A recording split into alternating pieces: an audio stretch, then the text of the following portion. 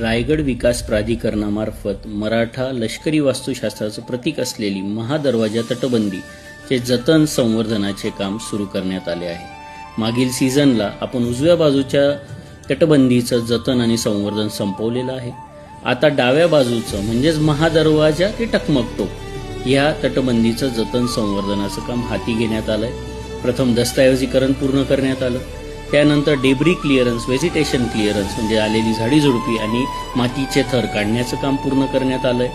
आता जी महादरवाजा तटबंदी आहे त्या भिंतीच्या वरील पृष्ठभागावर आलेली माती विरहित केल्यानंतर त्याचं वॉटर टाइटनिंग, त्याला जलरोधक करण्याचं काम सुरू करण्यात आलंय.